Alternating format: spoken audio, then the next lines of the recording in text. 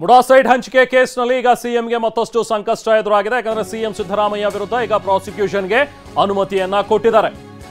ರಾಜಭವನದಿಂದ ಬಂದಿರುವಂತಹ ಈ ಒಂದು ಸುದ್ದಿ, ರಾಜ್ಯಪಾಲರು ಈಗಾಗಲೇ ಪ್ರಾಸಿಕ್ಯೂಷನ್ಗೆ ಅನುಮತಿಯನ್ನ ಕೊಟ್ಟಿರುವಂತದ್ದು ಸಿಎಂಗೆ ಮತ್ತಷ್ಟು ಸಂಕಷ್ಟವನ್ನ ತಂದೊಡ್ಡಿದೆ. ಪ್ರಾಸಿಕ್ಯೂಷನ್ಗೆ ರಾಜ್ಯಪಾಲರು ಅನುಮತಿಯನ್ನ ಕೊಟ್ಟಿದ್ದಾರೆ.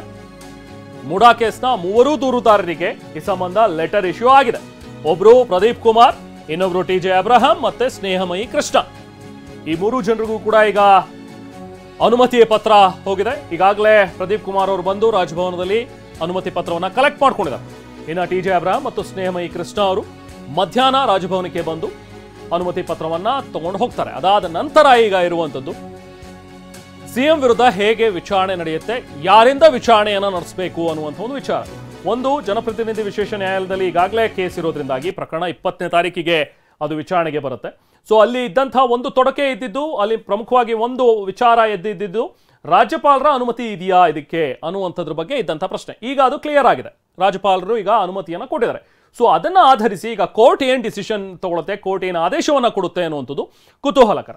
ಒಂದು ವೇಳೆ ಎಸ್ ತನಿಖೆಗೆ ಸೂಕ್ತ ಇದೆ, ಯಾಕಂದ್ರೆ ರಾಜ್ಯಪಾಲರು ಈಗ ಅನುಮತಿಯನ್ನು ಕೂಡ ಕೊಟ್ಟಿರೋದ್ರಿಂದಾಗಿ ಸಿಎಂ ವಿರುದ್ಧ ತನಿಖೆ ನಡೆಸಬಹುದು, ವಿಚಾರಣೆಯನ್ನು ನಡೆಸಬಹುದು, ಕೇಸ್ ದಾಖಲಾಗಬಹುದು ಅನ್ನುವಂಥದ್ದು ಕೋರ್ಟ್ನಲ್ಲೂ ಕೂಡ ಆದೇಶ ಹೊರಬಿದ್ರೆ ಆಗ ಮುಂದಿನ ಪ್ರೊಸೀಜರ್ಗಳ ಆರಂಭವಾಗುತ್ತೆ. ಸಿಎಂನು ಕೂಡ ವಿಚಾರಣೆಗೆ ಕರಿಬೇಕಾಗತ್ತೆ. ಸೊ ಇದರಲ್ಲಿ ಎಷ್ಟು ಸತ್ಯಾಸತ್ಯತೆ ಇದೆ ಇದೆಲ್ಲವೂ ಕೂಡ ತನಿಖೆ ನಡೀಬೇಕಾಗತ್ತೆ, ವಿಚಾರಣೆ ನಡೆಯುತ್ತೆ, ಅದೆಲ್ಲವೂ ಕೂಡ ಪ್ರೊಸೀಡಿಂಗ್ಸ್ ಆಗತ್ತೆ. ಅಕಸ್ಮಾತ್ ರಾಜ್ಯಪಾಲರ ಒಂದು ಈ ಅನುಮತಿಯನ್ನೇ ಚಾಲೆಂಜ್ ಮಾಡಿ ಹೈಕೋರ್ಟ್ನಲ್ಲಿ ಸಿಎಂ ಈಗ ಇದನ್ನ ಚಾಲೆಂಜ್ ಮಾಡಿ ಕೇಸ್ ಹಾಕಿದ್ರೆ, ಅದನ್ನ ಫೈಟ್ ಮಾಡಿದ್ರೆ ಅಲ್ಲಿ ಏನಾಗುತ್ತೆ ಅನ್ನುವಂಥದ್ದು ಕೂಡ ಕುತೂಹಲ. ಕಾವೇರಿ ನಿವಾಸಕ್ಕೆ ಈಗ ಅಲೋಕ್ ಮೋಹನ್ ಕೂಡ ಭೇಟಿ ನೀಡಿದ್ದಾರೆ. ಪ್ರಾಸಿಕ್ಯೂಷನ್ಗೆ ಅನುಮತಿಯ ಬಗ್ಗೆ ಚರ್ಚೆ ಆಗ್ತಾ ಇದೆ. ಈಗ ಮೀಟಿಂಗ್ಗಳು ಮಾಡ್ತಾ ಇದ್ದಾರೆ ಸಿಎಂ ಸಿದ್ದರಾಮಯ್ಯ. ಸಿಎಂ ಕಾವೇರಿ ನಿವಾಸದಲ್ಲಿ ಈಗ ಸಚಿವರು ಕೂಡ ಬರ್ತಾ ಇದ್ದಾರೆ. ಸಚಿವರ ದಂಡು ಕೂಡ ಈಗ ಅಲ್ಲಿಗೆ ಆಗಮಿಸ್ತಾ ಇದೆ. ಸಿಎಂ ನಿವಾಸಕ್ಕೆ DGIGP ಬಂದಿದ್ದಾರೆ ಅಲೋಕ್ ಮೋಹನ್ ಅವರು.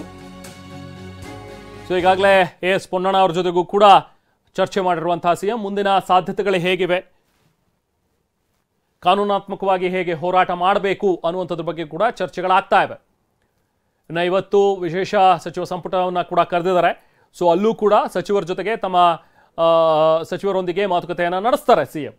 ಸೊ ಎಲ್ಲರ ಅಭಿಪ್ರಾಯವನ್ನು ಪಡೆದು ಮುಂದುವರಿಯೋದಕ್ಕೆ ಈಗ ಸಿಎಂ ಕೂಡ ನಿರ್ಧರಿಸಿದ್ದಾರೆ. ಅಫ್ಕೋರ್ಸ್ ಈಗ ಕೋರ್ಟ್ನಲ್ಲಂತೂ ನಾವು ಚಾಲೆಂಜ್ ಮಾಡ್ತೀವಿ, ಕಾನೂನಾತ್ಮಕವಾಗಿ ಹೋರಾಟ ನಡೆಸ್ತೀವಿ ಅನ್ನುವಂಥ ಒಂದು ವಿಚಾರನೇ ಈಗ ಮುನ್ನೆಲೆಗೆ ಬಂದಿರುವಂಥದ್ದು. ಸಿಎಂ ಸಿದ್ದರಾಮಯ್ಯ ನೇತೃತ್ವದಲ್ಲಿ ಈಗ ಸಂಪುಟ ಸಭೆ ಕೂಡ ಇದೆ. ಇವತ್ತು ಸಂಜೆ ಇರುವಂತಹ ಒಂದು ವಿಶೇಷ ಸಂಪುಟ ಸಭೆ, ಮುಖ್ಯಮಂತ್ರಿ ಸಿದ್ದರಾಮಯ್ಯ ಕರೆದಿರುವಂತಹ ಒಂದು ಸಂಪುಟ ಸಭೆಯಲ್ಲಿ ಈ ಬಗ್ಗೆಯೂ ಕೂಡ ಈಗ ಚರ್ಚೆ ಆಗುತ್ತೆ. ಇವತ್ತು ಸಂಜೆ 5 ಗಂಟೆಗೆ ಸಿಎಂ ನೇತೃತ್ವದಲ್ಲಿ ಇರುವಂತಹ ಸಭೆ ಇದು. ವಿಧಾನಸೌಧದಲ್ಲಿ ನಡೆಯಲಿರುವಂತಹ ಒಂದು ಸಭೆಯಲ್ಲಿ ತೀರ್ಮಾನಗಳಾಗತ್ತೆ, ನಿರ್ಧಾರಗಳಾಗಬಹುದು. ಈಗ ಕೆಲವೊಂದಷ್ಟು ಜನ ಸಚಿವರುಗಳು ಕೂಡ ನಮ್ಮ ಜೊತೆಗೆ ಮಾತನಾಡ್ತಾ ಹೇಳಿರುವ ಹಾಗೆ ನಾವು ಸಿಎಂ ಬೆಂಬಲಕ್ಕಿದ್ದೀವಿ, ಸಿಎಂ ಜೊತೆಗೆ ನಾವು ಇದ್ದೇ ಇರ್ತೀವಿ, ಇದೆಲ್ಲವೂ ಕೂಡ ಷಡ್ಯಂತ್ರ, ಸಿಎಂ ವಿರುದ್ಧ ಆಗ್ತಾ ಇರುವಂತಹ ಷಡ್ಯಂತ್ರ, ರಾಜಕೀಯ ಪಿತೂರಿ ಇದೆ ಅನ್ನುವಂಥದ್ದನ್ನ ಸಚಿವರುಗಳು ಆರೋಪ ಮಾಡ್ತಾ ಇದ್ದಾರೆ.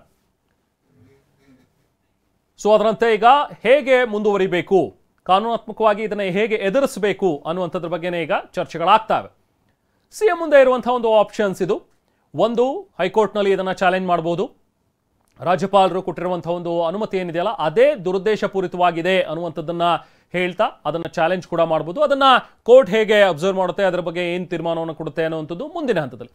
ಅಥವಾ ಸಿಎಂ ಈಗ ಇಲ್ಲ, ನನ್ನ ವಿರುದ್ಧ ಪ್ರಾಸಿಕ್ಯೂಷನ್ಗೆ ಅನುಮತಿ ಕೊಟ್ಟಿದ್ದಾರೆ, ನಾನು ಇದನ್ನ ಸ್ವೀಕರಿಸ್ತೀನಿ, ನನ್ನ ವಿರುದ್ಧ ಆಗ್ಲಿ ತನಿಖೆ, ವಿಚಾರಣೆಗೆ ನಾನು ಒಳಪಡ್ತೀನಿ ಅನ್ನುವಂಥದ್ದೇನಾದರೂ ನಿರ್ಧಾರ ಮಾಡಿದ್ರೆ ಆಗ ಅವರ ವಿರುದ್ಧವೂ ಕೂಡ ಕೇಸ್ ಆಗುತ್ತೆ, ಕಂಪ್ಲೇಂಟ್ ಆಗುತ್ತೆ, ನಂತರ FIR ಇವೆಲ್ಲವೂ ಕೂಡ ವಿಚಾರಣೆಯನ್ನು ಅವರು ಎದುರಿಸಬೇಕಾಗತ್ತೆ. ಸೊ ಅದು ಒಂದು ಹಂತ. ಸೊ ಇದೆಲ್ಲವೂ ಕೂಡ ಮೀರಿ ಈಗ ಇರುವಂತಹ ಒಂದು ವಿಷಯ ಅಂತ ಹೇಳಿದ್ರೆ BJP ಮತ್ತು JDS ಕೇಳ್ತಾ ಇರೋದು ಸಿಎಂ ಅವರು ರಾಜೀನಾಮೆಯನ್ನು ಕೊಡಬೇಕು ಅಂತ. ಈ ಹಿಂದಿನಲ್ಲೂ ಕೂಡ ತಮ್ಮ ಪಾದಯಾತ್ರೆ ಉದ್ದಕ್ಕೂ ಕೂಡ ಅವರು ಹೈಲೈಟ್ ಮಾಡಿರುವಂಥದ್ದು ಮುಡಾ ಹಗರಣದಲ್ಲಿ ಸಿಎಂ ಪಾತ್ರ ಕೂಡ ಇದೆ, ಸಿಎಂ ಮೇಲೂ ಕೂಡ ಕಂಪ್ಲೇಂಟ್ಸ್ ದಾಖಲಾಗಿವೆ. ಸೊ ಹಾಗಾಗಿ ಇವರು ರಾಜೀನಾಮೆ ಕೊಡಬೇಕು ಅನ್ನುವಂಥದ್ದನ್ನು ಒತ್ತಾಯ ಮಾಡ್ತಾ ಇದ್ರು. ಈಗ ರಾಜ್ಯಪಾಲರು ಅನುಮತಿಯನ್ನ ಕೂಡ ಕೊಟ್ಟಿರೋದ್ರಿಂದಾಗಿ ಅದು ಮತ್ತಷ್ಟು ಪುಷ್ಟಿ ಕೊಟ್ಟಂಗಾಗುತ್ತೆ ಈಗ ವಿಪಕ್ಷಗಳಿಗೆ. ಸೊ ಹಾಗಾಗಿ ಈಗ ಮತ್ತಷ್ಟು ಲೌಡ್ ಆಗಿ, ಜೋರಾಗಿ ಈಗ ಮತ್ತೆ ಅವರು ಸಿಎಂ ರಾಜೀನಾಮೆಗೆ ಡಿಮ್ಯಾಂಡ್ ಅನ್ನ ಇಡ್ತಾರೆ. ಸೊ ಸಿಎಂ ಏನು ಮಾಡ್ತಾರೆ, ಈಗ ಸಿಎಂ ಇದನ್ನ ಹೇಗೆ ತಗೊಳ್ತಾರೆ, ಹೇಗೆ ಸ್ವೀಕರಿಸ್ತಾರೆ ಅನ್ನುವಂಥದ್ದು ಈಗಿರುವಂಥ ವಿಚಾರ. ಒಂದು, ನಾಗಲೇ ಮಾತಾಡ್ತಿದ್ದಾಗೆ ಎಸ್ ನನ್ನ ವಿರುದ್ಧ ಅನುಮತಿ ಕೊಟ್ಟಿದ್ರೆ ನಾನು ವಿಚಾರಣೆಯನ್ನು ಎದುರಿಸ್ತೀನಿ ಅನ್ನುವಂಥದ್ದಾದ್ರೆ ನಾನು ಒಬ್ಬ CM ಆಗಿ ಎದುರಿಸೋದಿಲ್ಲ, ನಾನು ಒಬ್ಬ ಕಾಮನ್ ಮ್ಯಾನ್ ಆಗಿ ನಾನೀಗ ರಾಜೀನಾಮೆಯನ್ನು ಕೊಟ್ಟು ಬಂದು ನಾನು ವಿಚಾರಣೆಯನ್ನು ಎದುರಿಸ್ತೀನಿ. ನಂತರ ಅದೆಲ್ಲವೂ ಕೂಡ ಸರಿ ಹೋದ ಮೇಲೆ ಇಲ್ಲ ನನಗೆ ಯಾವುದೇ ರೀತಿ ನಾನು ತಪ್ಪು ಮಾಡಿಲ್ಲ ಅನ್ನುವಂಥದ್ದು ಕೋರ್ಟ್ ಮೂಲಕವೇ ಸಾಬೀತಾದರೆ ಆವಾಗ ಮತ್ತೆ ನಾನು ವಾಪಸ್ ಬರ್ತೀನಿ ಅನ್ನುವಂಥ ಒಂದು ಚಾಲೆಂಜನ್ನು CM ತಗೊಂಡ್ರು ತಗೋಬಹುದು. ಇಲ್ಲ ಇದೆಲ್ಲವೂ ಕೂಡ ದುರುದ್ದೇಶಪೂರ್ವಕ, ನನ್ನ ಬೇಕು ಅಂತಾನೆ ಹಣಿಯೋದಕ್ಕೆ ಈ ರೀತಿಯಾಗಿ ಮಾಡ್ತಾ ಇದ್ದಾರೆ, ನಾನು ಇದಕ್ಕೆ ಬಗ್ಗೋದಿಲ್ಲ ಅನ್ನುವಂಥದ್ದು ಒಂದು ಸ್ಟ್ಯಾಂಡ್ ಸಿದ್ದರಾಮಯ್ಯ ಅವ್ರದ್ದಾದ್ರೆ ಸೊ ವಿಚಾರಣೆ ನಡೀಲಿ, ನಾನು CM ಆಗಿ ಮುಂದುವರಿತೀನಿ ಅನ್ನುವಂಥದ್ದು ಕೂಡ ಆಗಬಹುದು. ಇಲ್ಲ ಕೋರ್ಟ್ ಮೂಲಕ ಹೋಗಿ ಕೋರ್ಟ್ನಲ್ಲಿ ಅದನ್ನು ಕ್ವಾಶ್ ಮಾಡಿಸುವಂಥದ್ದು, ಇದು ಈ ಅನುಮತಿ ಕೊಟ್ಟಿರುವಂಥದ್ದೇ ಸರಿಯಿಲ್ಲ ಅಂತ ಹೇಳಿ ಇದಕ್ಕೇನೆ ತಡೆ ತರುವಂಥ ಒಂದು ಸಾಧ್ಯತೆಗಳು ಕೂಡ CM ಮುಂದೆ ಇದೆ. ನೋಡೋಣ CM ಯಾವ ರೀತಿಯಾದಂಥ ಯಾವ ಆಪ್ಷನ್ಸ್ ಅನ್ನ ಈಗ ಚೂಸ್ ಮಾಡ್ತಾರೆ ಅಂತೇಳಿ. ಈಗ ಸದ್ಯಕ್ಕೆ ನಮಗೆ ಸಿಕ್ಕಿರುವಂಥ ಒಂದು ಮಾಹಿತಿ ಪ್ರಕಾರ ಈಗಿರುವಂಥ ಒಂದು 5 ಗಂಟೆಗೆ ಇರುವಂಥ ಒಂದು ಸಂಪುಟ ಸಭೆ ಏನಿದೆ ಇದರಲ್ಲಿ ಎಲ್ಲ ವಿಚಾರಗಳು ಕೂಡ ಬರುತ್ತೆ. CM ನಡೆ ಏನಾಗಿರಬೇಕು, ಪಕ್ಷದ ನಡೆ ಏನಾಗಿರಬೇಕು, ಏನು ಸ್ಟ್ಯಾಂಡ್ ಇರಬೇಕು ಅನ್ನುವಂಥದ್ರ ಬಗ್ಗೆ ಚರ್ಚೆಗಳಾಗುತ್ತೆ. ಸೊ ಇದು ಪ್ರಾಸಿಕ್ಯೂಷನ್ಗೆ ರಾಜ್ಯಪಾಲರು ಕೊಟ್ಟಿರುವಂಥ ಒಂದು ಅನುಮತಿ, ಆ ಒಂದು ಪತ್ರ ನೋಡಿ. ಪ್ರದೀಪ್ ಕುಮಾರ್ SP ಹಾಗೆ TJ ಅಬ್ರಹಾಂ ಮತ್ತು ಸ್ನೇಹಮಯಿ ಕೃಷ್ಣ 3 ಜನರಿಗೆ ಈ ಒಂದು ಲೆಟರ್ ಅನ್ನ ಕೊಟ್ಟಿದ್ದಾರೆ, ಅಂದ್ರೆ ಅನುಮತಿ ಪತ್ರ. ಇದರಲ್ಲಿ ಸರ್, ಮುಖ್ಯಮಂತ್ರಿ ಸಿದ್ದರಾಮಯ್ಯ ಅವರ ಪ್ರಾಸಿಕ್ಯೂಷನ್ಗೆ ಅನುಮತಿ ನೀಡುವಂತೆ ಗೌರವಾನ್ವಿತ ರಾಜ್ಯಪಾಲರು ನೀಡಿದ ಆದೇಶದಂತೆ ನಿಮಗೆ ಮಾಹಿತಿಯನ್ನ ನೀಡ್ತಾ ಇದ್ದೀವಿ. 1998ರ ಭ್ರಷ್ಟಾಚಾರ ನಿಗ್ರಹ ಕಾಯ್ದೆಯ ಸೆಕ್ಷನ್ 17, 2023ರ ಭಾರತೀಯ ಸುರಕ್ಷಾ ಸಮಿತಿಯ ಸೆಕ್ಷನ್ 218ರ ಅಡಿಯಲ್ಲಿ ಅನುಮತಿಯನ್ನು ಕೊಟ್ಟಿದ್ದಾರೆ ಅಂತ ರಾಜ್ಯಪಾಲರು ಈಗ ಅನುಮತಿಯನ್ನು ನೀಡಿದ್ದಾರೆ. ಇದರ ಮೇಲೆ ಉಲ್ಲೇಖಿಸಿದ ದೂರುಗಳು ದೂರುದಾರರ ಅನ್ವಯ ದಾಖಲಾಗಿರುತ್ತದೆ. ಸೊ ಅಂದ್ರೆ ನೀವು ಬಂದು ಈಗ ಈ ಲೆಟರ್ನ ಕಲೆಕ್ಟ್ ಮಾಡ್ಕೊಳ್ಳಿ, ಅಂದ್ರೆ ಅನುಮತಿ ಇದೆ ಅನ್ನುವಂಥದ್ದು. ರಾಜ್ಯಪಾಲರ ಈ ಒಂದು ಅನುಮತಿ ಪತ್ರ ಈಗ ದೂರುದಾರರು ಯಾರಿದ್ರಲ್ಲ 3 ಜನ ಅವರುಗಳಿಗೆ ಕೊಡ್ತಾರೆ. ಸೊ ಅದರಲ್ಲಿ ಈಗ ಮೊದಲು ಪ್ರದೀಪ್ ಕುಮಾರ್ ಅವರು ಈಗ ದೂರನ್ನ ಸ್ವೀಕರಿಸಿದ್ದಾರೆ. ಇನ್ನೇನಿದ್ರು TJ ಅಬ್ರಹಾಂ ಮತ್ತು ಸ್ನೇಹಮಯಿ ಕೃಷ್ಣ ಅವರು ಮಧ್ಯಾಹ್ನ ಬಂದು ಈ ದೂರಿನ ಈ ಒಂದು ಅನುಮತಿಯ ಪ್ರತಿಯನ್ನ ಪಡ್ಕೊಳ್ತಾರೆ.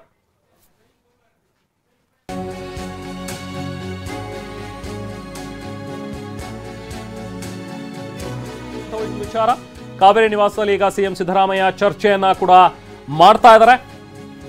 ಕಾನೂನು ಸಲಹೆಗಾರರಾಗಿರುವಂತಹ AS ಪೊನ್ನಣ್ಣ ಭಾಗಿಯಾಗಿದ್ದಾರೆ. ಜೊತೆಗೆ ಅಲೋಕ್ ಮೋಹನ್ ಕೂಡ ಈಗ ಬಂದಿದ್ದಾರೆ. DGIG ಸರ್ಕಾರದ ಮುಖ್ಯ ಕಾರ್ಯದರ್ಶಿ ಶಾಲಿನಿ ರಜನೀಶ್ ಅವರು ಕೂಡ ಬಂದಿದ್ದಾರೆ. ಸೊ ಅವ್ರ ಜೊತೆಗೆ ಗುಪ್ತಚರ ಇಲಾಖೆ ಮುಖ್ಯಸ್ಥ ಶರತ್ ಚಂದ್ರ ಅವರು ಕೂಡ ಭಾಗಿಯಾಗಿದ್ದಾರೆ. ಇವ್ರ ಜೊತೆಗೆ ಚರ್ಚೆಯನ್ನ ಮಾಡ್ತಾ ಇದ್ದಾರೆ. ಓಟು ರಂಗದ್. ಥ್ಯಾಂಕ್ ಯು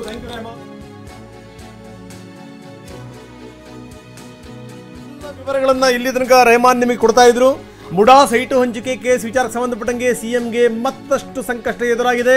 ಈಗಾಗಲೇ ಮೇಲಿಂದ ಮೇಲೆ ಬ್ಯಾಕ್ ಟು ಬ್ಯಾಕ್ ಸಭೆಗಳನ್ನು ನಡೆಸಲಾಗ್ತಾ ಇದೆ.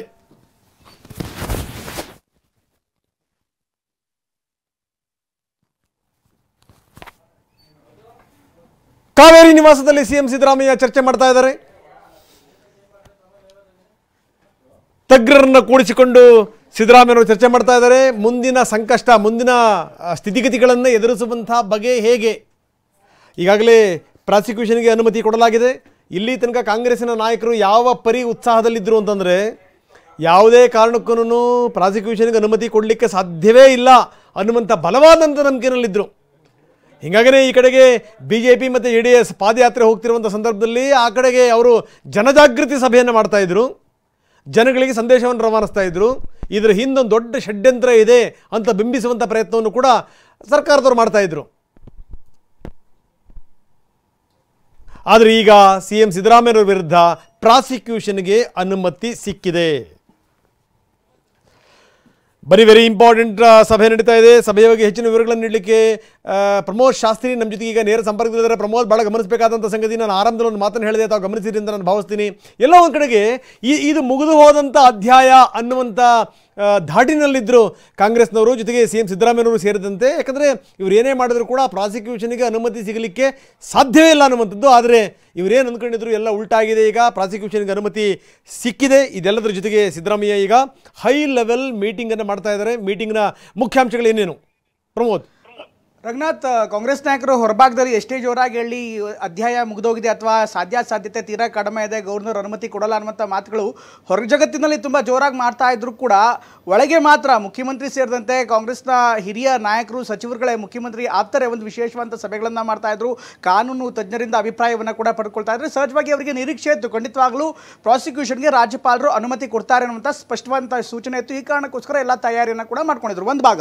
ಅದರ ಜೊತೆಗೆ ಈಗ ಆಗ್ತಾ ಇರುವಂಥ ಬೆಳವಣಿಗೆಗಳನ್ನು ಗಮನಿಸ್ತಾ ಇದ್ರೆ ಯಾವಾಗ ಅನುಮತಿ ವಿಚಾರ ಬೆಳಕಿಗೆ ಬಂತೋ ಕೂಡಲೇ ಎಲ್ಲ ನಾಯಕರನ್ನ ಸಂಪರ್ಕ ಮಾಡುವಂಥ ಕೆಲಸ ಕಾಂಗ್ರೆಸ್ ನಾಯಕರು ಮಾಡ್ತಾ ಇದ್ದಾರೆ. ಪ್ರಮುಖವಾಗಿ ಮುಖ್ಯಮಂತ್ರಿಗಳ ಆಪ್ತ ಬಳಗ ಹಾಗೂ ಸಚಿವರು ಯಾರಿದ್ದಾರೆ, ಈಗಾಗಲೇ ಮುಖ್ಯಮಂತ್ರಿಯವರ ಅಧಿಕೃತ ನಿವಾಸ ಕಾವೇರಿಯಲ್ಲಿ ಒಂದು ಸಭೆಯನ್ನು ಕೂಡ ಸೇರ್ತಾ ಇದ್ದಾರೆ. ಮುಖ್ಯಮಂತ್ರಿಗಳನ್ನ ಔಪಚಾರಿಕವಾಗಿ ಭೇಟಿ ಮಾಡೋದ್ರ ಜೊತೆಗೆ ಅವ್ರ ಜೊತೆಗೆ ನಾವಿದ್ದೇವೆ ಅನ್ನುವಂಥ ಒಂದು ಸಂದೇಶ ರವಾನೆ ಮಾಡಬೇಕಾಗಿದೆ. ಈ ಕಾರಣಕ್ಕೋಸ್ಕರ ಅವರೆಲ್ಲರೂ ಕೂಡ ಮುಖ್ಯಮಂತ್ರಿಗಳ ನಿವಾಸಕ್ಕೆ ದೌಡಾಯಿಸ್ತಾ ಇದ್ದಾರೆ. ಪ್ರಮುಖವಾಗಿ ಗೃಹ ಸಚಿವರಾದಂಥ ಪರಮೇಶ್ವರ್ ಇರ್ಬೋದು, ಕೃಷ್ಣ ಬೈರೇಗೌಡ ಇರ್ಬೋದು, ಎಂ ಬಿ ಪಾಟೀಲ್ ಇರ್ಬೋದು, ಈ ರೀತಿ ಎಲ್ಲ ಹಿರಿಯ ನಾಯಕರು ಯಾರಿದ್ದಾರೆ, ಹಿರಿಯ ಸಚಿವರು ಯಾರಿದ್ದಾರೆ, ಎಲ್ಲರೂ ಕೂಡ ಈಗ ಮುಖ್ಯಮಂತ್ರಿಗಳ ಕಚೇರಿಗೆ ಆಗಮಿಸಿದ್ದಾರೆ. ಪ್ರಿಯಾಂಕ್ ಖರ್ಗೆ ಅವರು ಕೂಡ ಈ ಒಂದು ಸಭೆಯಲ್ಲಿ ಭಾಗಿಯಾಗ್ತಾ ಇದ್ದಾರೆ. ಒಂದು ಅನೌಪಚಾರಿಕವಾದಂಥ ಸಭೆಯನ್ನು ಮಾಡ್ತಿದ್ದಾರೆ. ಜೊತೆಗೆ ಈಗ ಬಂದಿರುವಂಥ ಮಾಹಿತಿ ಪ್ರಕಾರ ಇವತ್ತು ಸಂಜೆ 5 ಗಂಟೆಗೆ ವಿಶೇಷವಾದಂಥ ಒಂದು ಸಂಪುಟ ಸಭೆಯನ್ನು ಕರೆಯಲಾಗಿದೆ. ಈ ಸಂಪುಟ ಸಭೆಯಲ್ಲಿ ರಾಜ್ಯಪಾಲರ ನಿರ್ಧಾರ ಏನಿದೆ ಅಥವಾ ಈ ಅನುಮತಿ ಕೊಟ್ಟಿರುವಂಥ ಒಂದು ರೀತಿ ಇದೆ ಅದನ್ನು ಖಂಡಿಸುವಂಥ ಸಾಧ್ಯತೆ ಇರುತ್ತೆ. ಅದಕ್ಕೋಸ್ಕರ ಒಂದು ನಿರ್ಣಯ ಪಾಸ್ ಆಗುವಂಥ ಸಾಧ್ಯತೆ ಇದ್ರೂ ಕೂಡ ಖಂಡಿತವಾಗ್ಲೂ ಇರುತ್ತೆ. ಇದರ ಜೊತೆಗೆ ಸಂಪುಟ ಸಭೆಯಲ್ಲಿ ಇವತ್ತು ನಡೆಯುವಂಥ ಸಂಪುಟ ಸಭೆಯಲ್ಲಿ ರಂಗನಾಥ್ ಮುಖ್ಯಮಂತ್ರಿಗಳ ಪರವಾಗಿ